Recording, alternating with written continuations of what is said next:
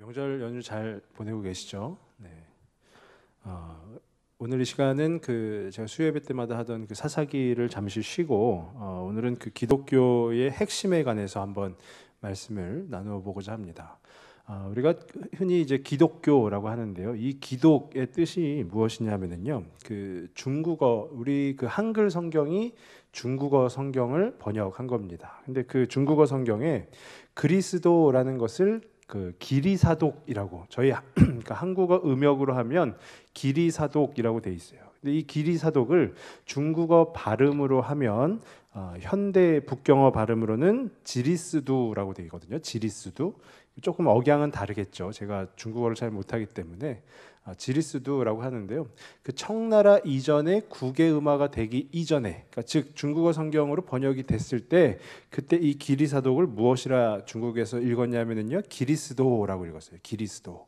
그러니까 발음이 나는 대로 그리스도가 외래어 아니겠습니까? 그러니까 그 외래어를 발음이 나는 대로 기리스도 해서 기리사독 했는데 그 기리사독의 줄임말이 바로 기독입니다. 그러니까 한마디로 얘기하면 우리가 기독교라고 하는 것은 그리스도교가 되는 것이죠. 그래서 기독교의 핵심 하면 다름 아니라 바로 예수 그리스도가 되는 것입니다. 그러니까 그리스도교의 누구를 우리가 믿고 따르는 것입니까? 바로 예수님을 믿고 따르는 것이죠. 그렇기 때문에 오늘 이 말씀 가운데 우리가 기독교의 핵심에 대해서 나눈다라는 것은 한마디로 얘기하면 예수 그리스도에 관한 이야기라는 것입니다. 예수 그리스도에 관한 이야기. 이 요한복음 10장 1절부터 18절까지 보면은요, 이제 선한 목자와 그의 양 해가지고 나와요. 그러니까 예수님이 선한 목자 되시고 바로 우리가 그 선한 목자의 양이 된다라는 이야기인데 예수님께서 비유를 통해서 말씀하고 계시는 것입니다. 어떤 비유냐면요, 내가 목자다라고 해서 예수님이 본인을 목자로 비유로 설명을 하시는데 10장 앞부분에 우리가 오늘 함께 읽지 않은 이 10장 1절에서 6절까지의 내용이 무엇이냐면요, 예수님께서 말씀하시는 거예요. 뭐라고 말씀하시냐면 나는 양의 목자다라고 말씀하시는 겁니다. 그렇게 비유를 통해서 말씀을 하셨는데 그 결과가 어떠냐면요, 우리가 함께 읽진 않았지만 6절 말씀입니다. 10장 6절 말씀을 보시면은 예수께서 이 비유로 그들에게 말씀하셨으나, 그러니까 예수님께서 내가 양의 목자다라는 그 비유를 통해서 말씀하셨으나 그 뒤에 보니까요, 그들은 그가 하신 말씀이 무엇인지 알지 못하니라라는 거죠. 예수님의 말씀을 듣는 이들이요, 예수님께서 내가 양의 목자다 하면서 내가 이제 구원자다라고 비유를 통해서 말씀하여 주시는데 그 말씀을 들은 그들은 그가 하신 말씀이, 예수님이 하신 말씀이 무엇인지 알지 못하다라는 거예요. 그러니까 왜 그러냐, 왜 알지 못하느냐 하면은요, 관점이 달랐기 때문입니다. 예수님께서는 비유로 말씀하여 주시는 겁니다. 어떤 걸 알려주시냐면요, 내가 너희가 기다리던 메시아다, 내가 바로 그 구원자다라고 말씀하여 주시는 거예요. 근데 이 듣는 이들은요, 이들에게는 메시아에 대한 어떤 이상이 있었어요. 어떤 이상이냐 하면은 우리가 메시아를 통해서, 곧 오실 그 메시아를 통해서 나의 실제의 생활이, 그러니까 그들의 실생활이 이제 좀 나아질 것이다 라는 이상을 갖고 있었던 것입니다. 근데 실제로 예수님께서 이 땅에 메시아로 오셨을 때에 실제 우리들의 실생활이 나아지는 것인가요? 그렇지 않죠. 그럼 어떤 것입니까? 우리가 본질적으로 변화를 받게 되는 것이죠. 예수님께서 이 땅에 구원자로 오셔서 우리를 구원하셨을 때는요, 우리의 본질적인 부분이 변화되는 것입니다. 그게 무엇입니까? 바로 죄인이었던 우리가 의인이 되는 것이죠. 우리의 죄의 문제를 주님께서 해결하여 주신다라는 것이에요. 그래서 예수님은 계속해서 그 부분에 대해서 비유를 통해서 말씀하십니다. 근데 듣는 자들은 자기들과 관점이 다르기 때문에 무슨 말씀하시는지를 모르는 거예요. 그러니까 예수님께서 오늘 이 7절부터 무엇을 하시냐면요, 이제 부연 설명을 하시는 겁니다. 그래서 7절 시작 부분에 뭐라고 되어 있냐면요, 그러므로 예수께서 다시 이르시되라고 되어 있어요. 예수님이 나는 양의 목자다 해가지고 쫙 얘기를 하셨어요. 비유를 통해서. 근데 듣는 사람들이 그 말씀이 무슨 말씀인지 모르는 겁니다. 그러니까 예수님이 그러므로 예수께서 다시 이르시되 부연 설명을 하시는 거예요. 제가 이 말씀을 준비하면서 그런 생각이 들었습니다. 어쩌면 이 시대뿐만이 아니라 이미 예수님을 우리의 구원자로 알고 있는 지금 이 시대를 살아가고 있는 저와 우리 성도님들도 그 예수님하고 관점이 좀 다르지 않을까라는 생각이 들었어요. 제 삶을 되돌아보니까요, 확실히 다르더라고요. 예수님은 우리 가운데 요청하시는 것이 있습니다. 그리고 우리를 구원하여 주신 목적이 있고 이유가 있습니다. 근데 실제로 내 삶에서는 내가 간구하는 것은 무엇입니까? 그 예수님의 구원의 목적에 합당한 삶을 살게 해 주옵소서. 물론 기도하지만 그보다 더 진실되게 구하는 것이 무엇입니까? 실제 내 실생활의 나음이죠. 나음. 내 실생활에 어떤 아픈 부분이 있으면 아픈 부분이 낫기를 바라고, 잘 풀리지 않는 부분이 있으면 잘 풀리기를 바라고, 예수님을 통한 그 구원의 목적을 두고 있는 것이 아니라 신앙생활을 통해서 우리가 그 하나님을 바라고 하나님께 간구하는 그 신앙생활을 통해서 좀 더 내가 좀 어떻게 보면 좀 윤택한 삶, 그리고 좀 더 나은 삶, 그리고 문제가 없는 삶을 살기를 바라는 그 관점의 차이가 있으니까 어떻게 되겠습니까? 그 예수님에 대해서 점차 잊어가게 되는 것이죠. 예수님이 구원자이신데, 죄인이었던 나를 의인으로 살려주시는 구원자이신데, 그 구원자이신 예수님을 어쩌면 내 소원을 들어주는 그 무슨 요술램프의 지니처럼 우리는 그렇게 만들어가고 있지는 않습니까? 그래서 저는 오늘 이 말씀을 통해서, 또 우리 추석 명절을 통해서 한번 쉬어가는 차원에서 그 예수님이 어떠한 분이신가에 대해서 이미 알고 있지만 그래도 또 한 번 더 점검해 볼 수 있기를 바랍니다. 그래서 오늘 본문에서는요, 예수님께서 부연 설명을 하시는데요, 총 3가지의 나는 무엇이라 라는 부분이 나와요. 나는 무엇이라, 나는 무엇이라, 나는 무엇이라, 이렇게 3가지가 나오는데요, 그 3가지 예수님께서 직접 말씀하신 나는 무엇이라를 통해서 우리의 구원자가 되시는 그 예수님에 대해서 한 번 더 우리가 말씀을 통해 생각해 보기를 바랍니다. 첫 번째는 무엇이냐면요, 7절에 보시면은요, 7절에 그러므로 예수께서 다시 이르시되 내가 진실로 너희에게 말하노니 나는 양의 문이라 라고 되어 있어요. 예수님께서 말씀하시는 겁니다. 뭐라고 말씀하세요? 나는 양의 문이라 라는 것이죠. 지금 양의 우리를 통해서 비유를 하고 계시고요, 목자와 양의 관계를 통해서 비유를 하고 계십니다. 이 당시에 지금 우리에게는 조금 생소한 비유일 수가 있어요. 왜냐하면 지금 우리 이 대한민국에 우리가 살고 있는 이 시대는 유목사회가 아니죠. 우리는 산업사회 가운데, 공업사회 가운데 살고 있습니다. 근데 이 당시에, 이 말씀이 기록될 당시는 어떤 사회냐면요, 유목사회라는 거예요. 그게 무엇입니까? 목자가 무리를 지은 그 양을 데리고 다니면서 그 양들을 이제 풀밭에 가서 풀을 먹게 하고 또 계속해서 인도해서 다니는 그 사회가 바로 유목사회 아니겠습니까? 이 유목사회에서는 하나의 특징이 있는데요, 이 목자가 양들을 이끌고 가는데 어느 한 지역에 도달하면은요, 거기서 이제 양들을 마음껏 풀을 먹어라 하고 이렇게 방생하는 거예요. 그러면 양들이 막 낮 시간 동안에 풀을 먹겠죠. 그리고 이제 저녁이 되면 어떻습니까? 양은 연약한 동물이잖아요. 늑대나 이리에게 해침을 당할 수가 있지 않겠습니까?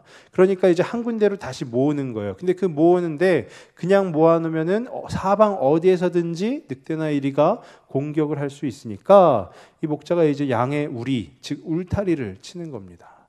울타리를 쳐가지고요, 그 지역에 있는 동안에는 양들이 하나의 문을 통해서 들락날락 할 수 있게 만들었다라는 것이에요.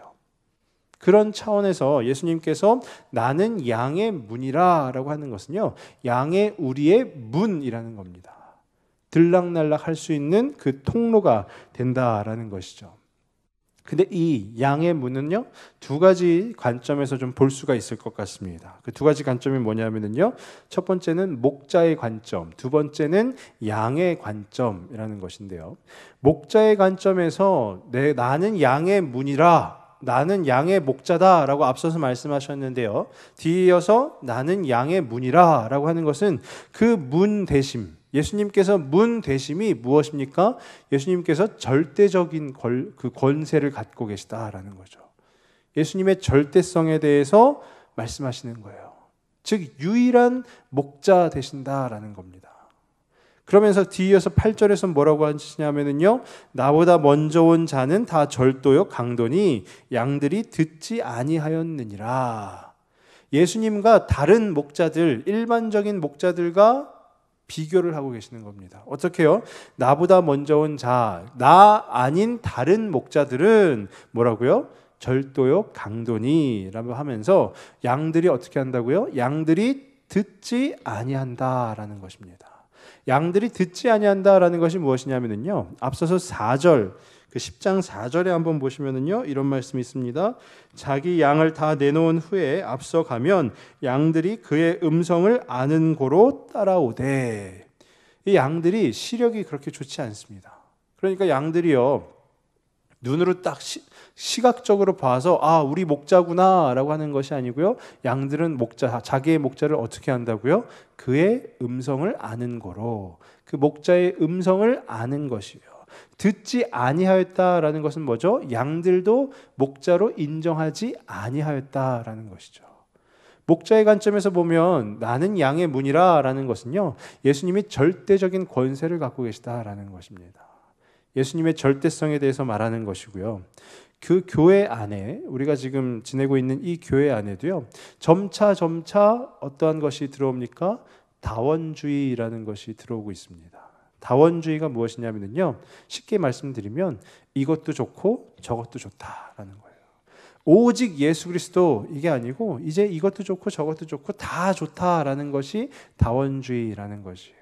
예수님의 절대성은 무엇입니까? 교회 안에는 절대로 다원주의가 들어올 수 없다라는 것이에요. 교회 안에는 무조건 예수님 한 분만이 유일한 주님이시다라는 것이죠. 그럼 양들의 관점에서 보면은요, 예수님이 양의 문이 되셨는데 양들의 관점에서 보면 무엇입니까? 양이 꼴을 먹기 위해서는, 그 풀을 먹기 위해서는 어디로 나갈 수밖에 없어요? 울타리를 뛰어넘을 수는 없습니다. 양이 문을 통해서 나갈 수밖에 없는 것이죠. 성도의 입장에서 보면 무엇이냐 하면요, 성도는 예수님께 집중해야 된다라는 것이에요. 주님께 집중하는 삶을 살아야 된다라는 것입니다. 그 양의 우리 안에 있으면서 또 풀을 먹기 위해서 밖에 나갔을 때 얼마나 양들이 유혹받는 것이 많겠어요. 야, 저쪽에 가면은 저 풀은 더 맛있을 것 같은데, 뭐 이쪽에 가면은 또 막 많을 것 같은데, 또 뭐 양들끼리 서로 있다 보면은 서로 또 뭐 치고받고 하지 않겠습니까? 치고받고 하면은 여기가 내 자리다, 네 자리다 하면서 또 막 싸울 거 아니에요. 근데 그 모든 것이 실제 성도의 삶에서 중요하지 않다라는 것이에요. 그럼 무엇이 중요하냐? 즉 문 대신 예수 그리스도께 집중해야 된다라는 것입니다. 만약에 예를 들어서 양이 먹고 살아야 되지 않겠습니까? 그 꼴을 먹고 살아야 되는데, 꼴을 먹으려면 어떻게 해야 돼요? 양의 우리에서 문을 통해서 나가야지만 먹을 수가 있는 것이에요. 문을 통해 나가지 않으면 그 양은 굶어 죽을 수밖에 없는 것입니다. 그럼 무엇이에요? 성도의 삶은 예수 그리스도를 통하지 않으면 그 무엇도 이루어질 수 없는 삶이 바로 성도의 삶이다라는 것입니다. 성도의 모든 에너지는 그럼 누구로부터 나오는 것입니까? 바로 주님으로부터 나오는 것입니다. 우리가 살아가는데 힘이, 내가 밥심으로 산다 보통 말씀하시죠. 근데 우리가 실제 성도는 밥심으로 사는 것이 아니고요, 주님이 주시는 그 은혜로 말미암아 사는 줄로 믿습니다. 세상 사람들은 모르겠어요. 세상 사람들은 밥심으로도 살고 또 자기의 어떤 목표를 이루는 그 힘으로도 살고 하지만, 성도는, 즉 예수님께 부름받고 예수님의 은혜를 통하여 구원받은 사람들은 무엇으로 산다고요? 주님의 은혜로 사는 것이에요. 그럼 우리가 나아가야 될 곳이 어디입니까? 울타리 그 어디로 가봐야 다 막혀 있습니다. 성도는 어디로만 나아갈 수 있어요? 예수님께로만 나아갈 수가 있는 것이에요. 그러면서 예수님께서 이어서 하시는 말씀이 무엇이냐면요, 10절 말씀이에요. 10절에 이렇게 되어 있습니다. 도둑이 오는 것은 도둑질하고 죽이고 멸망시키려는 것뿐이요 내가 온 것은 양으로 생명을 얻게 하고 더 풍성히 얻게 하려는 것이라. 예수님께서 온 것은요, 내가 온 것은 양으로 생명을 얻게 하고 더 풍성히 얻게 하려는 것이라. 양의 생명이 어디에 있습니까? 실제로 양의 생명은 먹고 사는 데 있는 거잖아요. 그들이 먹으려면 어떻게 됩니까? 예수 그리스도인 양의 문을 통과해서 나아가야 되는 것이죠. 그러니까 구원을 10절 말씀에 내가 온 것은 양으로 생명을 얻게 하고 더 풍성히 얻게 하려는 것이라. 우리 삶 가운데 풍성한 은혜가 누구로부터 주어지는 것입니까? 우리의 막 자녀들이 막 잘 되는 그것에서 은혜가 주어집니까? 아니면 우리가 막 직장에서 이렇게 승진하는 것을 통해서 은혜가 주어집니까? 그것은 일반 은총이라고 볼 수는 있겠죠. 하지만 실제 성도의 삶에 가장 필요한 은혜는 예수 그리스도를 통해서 그 풍성한 은혜가 주어지는 줄로 믿습니다. 그래서 뒤이어서 요한복음 14장 6절에 보면은요, 이런 말씀이 있습니다. 우리 잘 아시는 말씀인데요. 예수께서 이르시되 내가 곧 길이요 진리요 생명이니 나로 말미암지 않고는 아버지께로 올 자가 없느니라. 예수님께서 말씀하시는 거예요. 내가 곧 길이요 진리요 생명이니 나를 통하지 않고서는 하나님께로 갈 사람이 없다라는 거죠. 이게 무엇을 말하는 겁니까? 본질적인 구원에 대해서 얘기하는 것이에요. 하나님이 인간을 창조하셨을 때 하나님의 형상으로 창조하셨습니다. 근데 그 안에 죄가 들어옴으로 인해서 어떻게 됐죠? 하나님으로부터 멀어지게 됐죠. 그러니까 이 인간은 이 죄의 문제를 계속 안고 있는 것이에요. 그러면서 구약에서는 계속 그 죄를 해결하기 위해서 계속 제사를 지냅니다. 근데 신약에 와서 예수 그리스도가 오신 이후에 그 인간의 죄의 문제가 어떻게 해결이 됩니까? 예수님께서 단번에 제물로 드리심으로 인하여서 그 인간의 죄의 문제가 해결이 되잖아요. 그것은 무엇이죠? 예수님이 유일한 중보자시다라는 거예요. 그러니까 우리가 하나님께로 나아가는 삶이 바로 성도가 살아야 되는 삶인데, 그렇게 하기 위해서는 우리는 유일한 중보자 되시는 예수 그리스도, 즉 그 양의 문을 통과하지 않으면 그 하나님께로 나아갈 수가 없다라는 것입니다. 저는 간절히 바라기는 저와 우리 성도님들이 그 예수님께 집중하는 삶을 살아가실 수 있기를 바랍니다. 그래서 그 예수님을 통과하여서 하나님께 나아가고 우리의 생명 가운데 더욱 풍성히 채우시는 그 놀라운 은혜를 경험하실 수 있기를 바랍니다. 두 번째로 예수님께서 나는 무엇이라 라고 하신 말씀이 무엇이냐면요, 11절 말씀 보시니까요. 11절에 이렇게 돼 있어요. 나는 선한 목자라. 선한 목자는 양들을 위하여 목숨을 버리거니와. 세 번째도 나는 선한 목자라입니다. 근데 두 번째 나는 선한 목자라, 뭔가 뒤에 이제 설명이 나오죠. 어떤 설명이죠? 선한 목자는 양들을 위하여 목숨을 버리는 목자가 선한 목자라는 것이에요. 그러니까 예수님께서 두 번째로 말씀하신 나는 선한 목자라라는 것이 무엇이에요? 나는 양을 위해서 목숨을 버리는 선한 목자라라는 것이죠. 그러면서 12절에요, 삭군과 그 목자를 비교하십니다. 12절 말씀에 삭군은 목자가 아니요 양도 제 양이 아니라 이리가 오는 것을 보면 양을 버리고 달아나나니 이리가 양을 물어가고 또 해치느니라.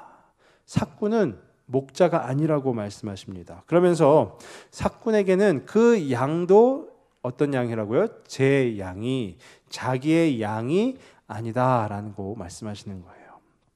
자기의 양, 즉 소유를 얘기하는 것이죠. 근데 이 소유가요, 나의 것에 해당하는 그 일반적인 소유하고는 좀 다릅니다. 우리 부모와 자녀 간의 관계를 생각하시면 쉬울 것 같은데요. 자녀들이 부모의 소유는 아니지 않습니까? 그냥 내 자식인 것이죠. 나의 것이라기보다는 그냥 내 자식입니다. 하나님께서 부모와 자녀의 연을 맺어주심으로 인해서 그렇게 만나게 된 관계가 바로 그와 같다라는 것이에요. 일반적으로 그 어떤 목자가 자기의 자식도 아닌 자기의 그 양을 위해서 자기의 목숨을 바치겠습니까? 이것은 일반적으로 생각하면 어리석기 그지없는 것이에요. 근데 우리가 부모와 자녀라고 생각을 하면 어떻습니까? 이 중에 우리 부모님들 많이 계시는데 자녀를 위해서 목숨을 바칠 수 있다. 난 못 바치겠는데요 라고 하시는 부모님 혹시 계십니까? 안 계시죠? 계시다면 큰일 납니다. 우리가 다른 누군가를 위해서는 내 옆집 사람을 위해서 나는 목숨을 바칠 수 있습니다. 이렇게는 못하더라도요. 실제 내 자식을 위해서는 부모는 어떻습니까?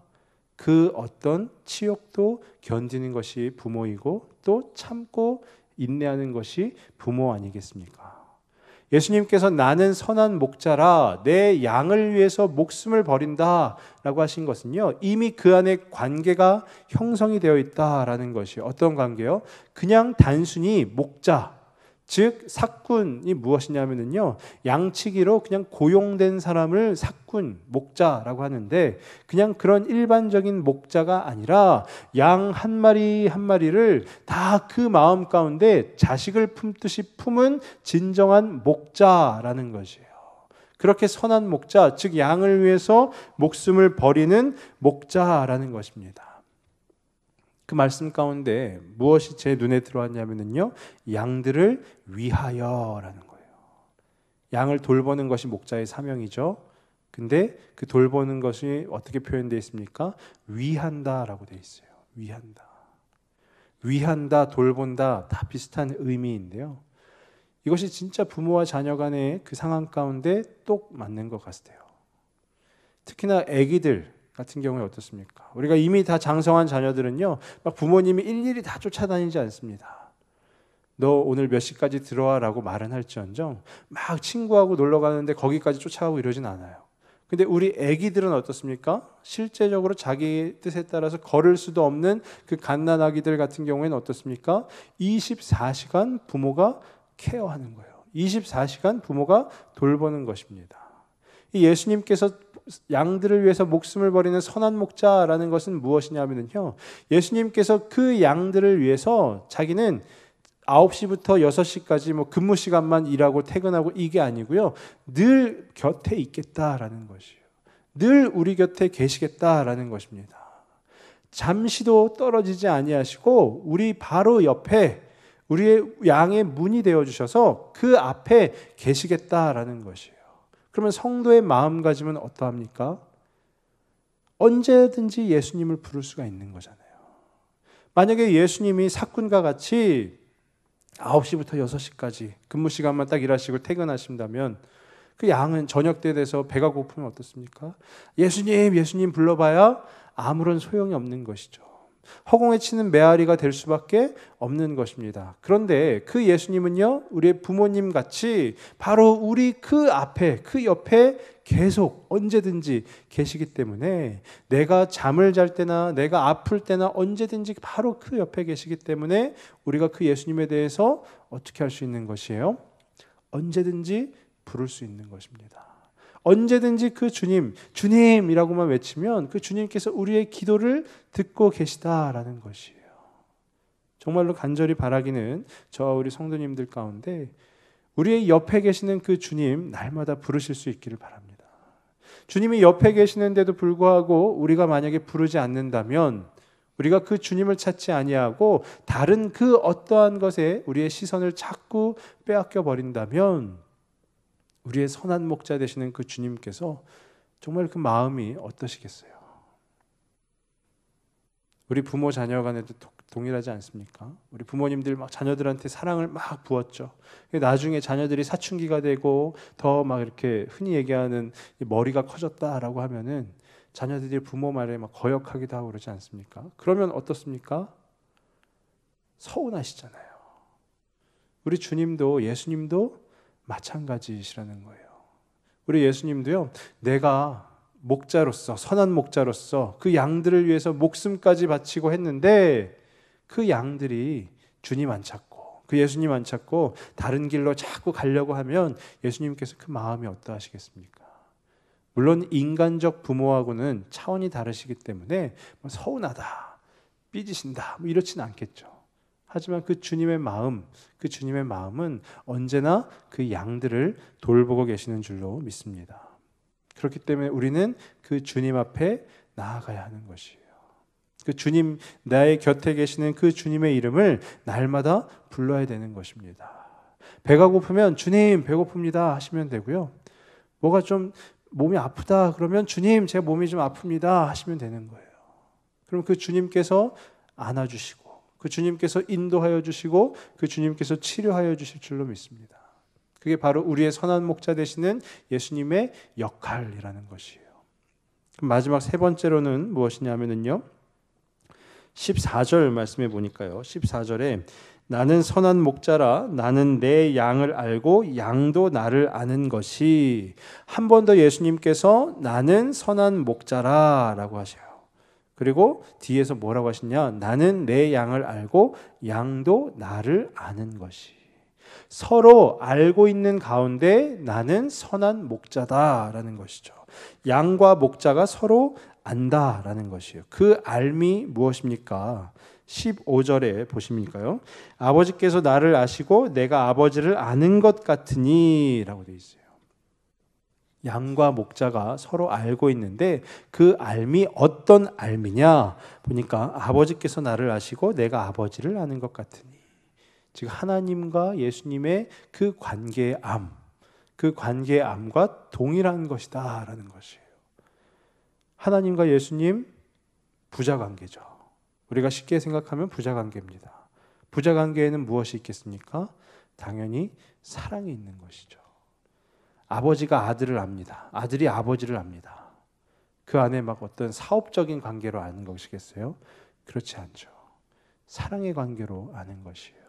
하나님께서 예수님을 사랑하시듯이, 예수님께서도 하나님을 사랑하시듯이 양과 목자가 서로 안다라는 것은 서로 사랑하는 관계다라는 것이에요. 서로 그 사랑이 있다라는 것이죠. 그 알미, 즉 사랑 때문이다라는 것이에요. 그래서 15절 하반절에 보니까요, 15절 뒤에 보니까 뭐라고 되어 있냐면요, 나는 양을 위하여 목숨을 버리노라. 아까 나와 있죠. 양을 위하여 목숨을 버리는 선한 목자다 라고 하셨는데, 양을 위하여 목숨을 버리는 이유가 무엇입니까? 사랑 때문이라는 것이에요.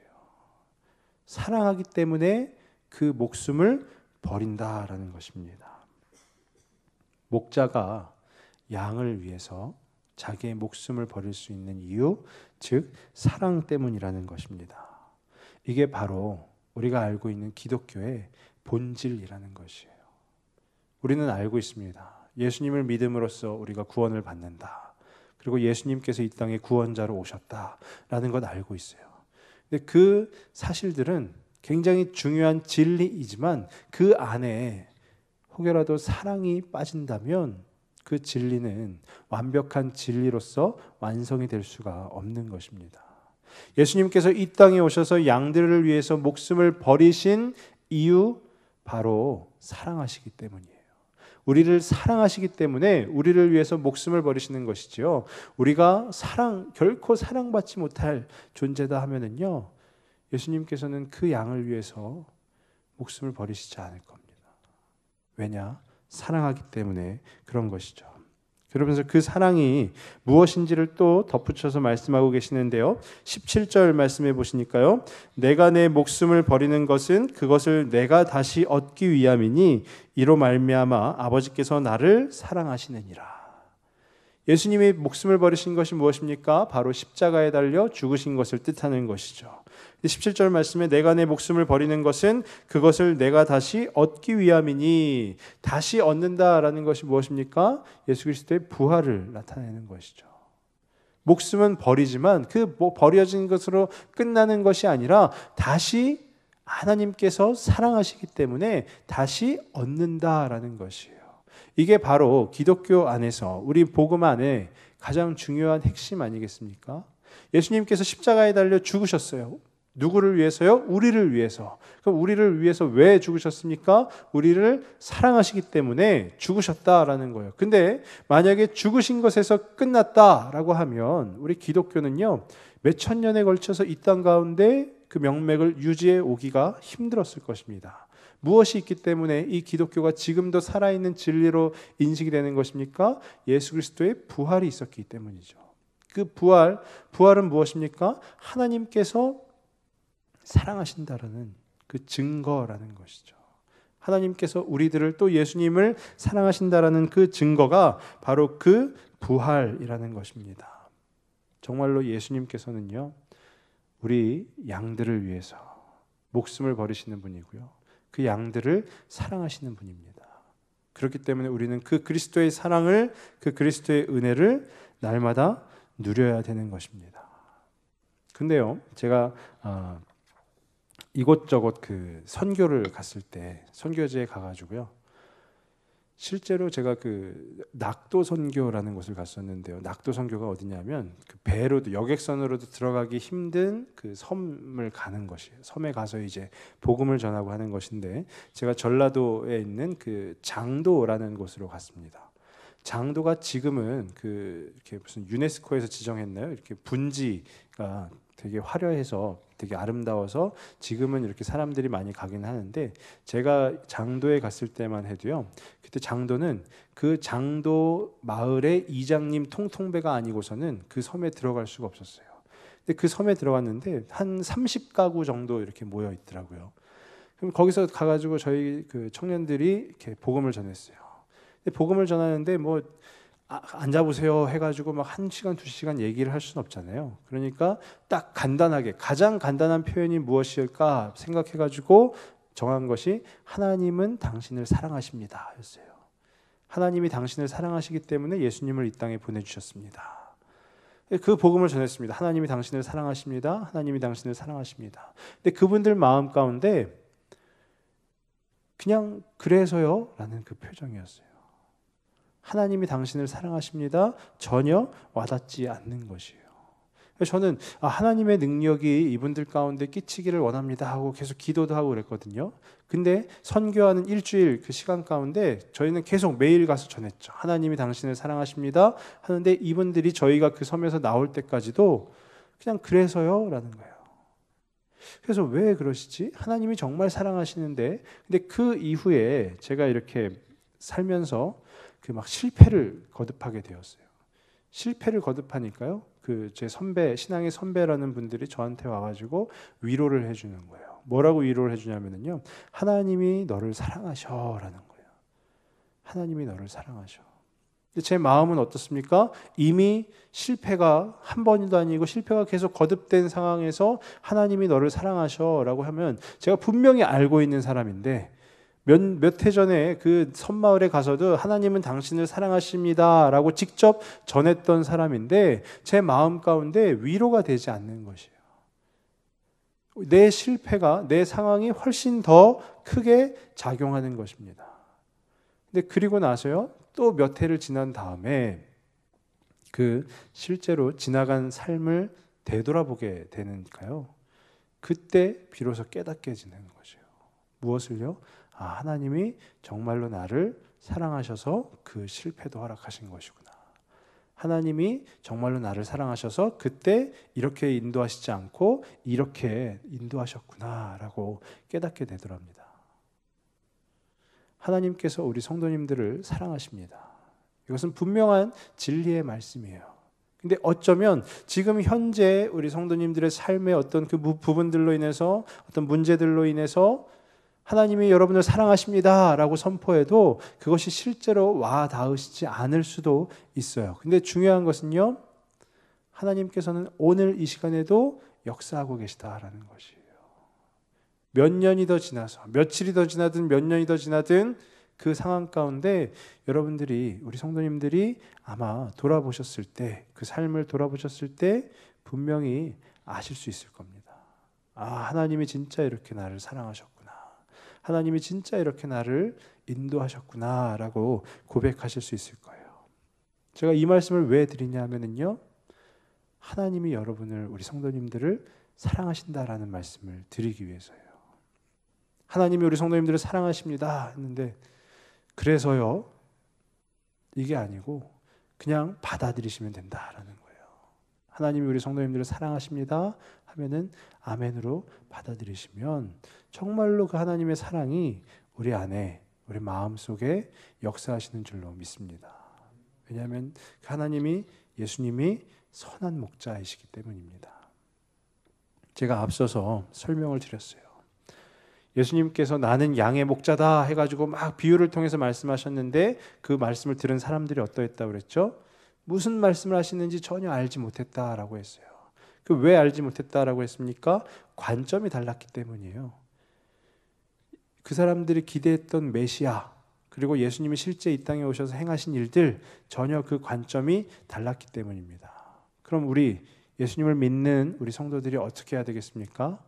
주님의 관점에, 주님의 기준에 우리가 맞추어야 되는 것이죠.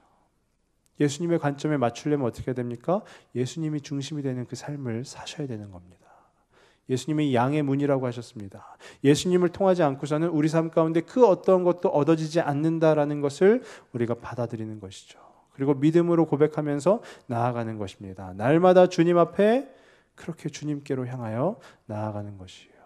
두 번째는 무엇입니까? 우리의 구주 되시는, 나를 위해서 목숨도 아끼지 아니하시는 그 주님을 날마다 바라보시는 삶이에요.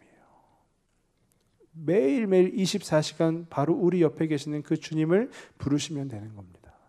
그리고 또 하나님이 우리를 사랑하십니다. 예수님이 우리를 사랑하십니다. 믿음으로 받아들이시는 겁니다. 아, 정말로 하나님이 나를 사랑하시는구나 라는 그 하나님의 사랑을 풍족히 누리시는 이번 추석 명절이 되시길 바라고요. 또 하나님의 사랑을 가득 누리시는 우리 성도님들의 모든 삶이 되시길 주님의 이름으로 축원합니다. 기도하겠습니다.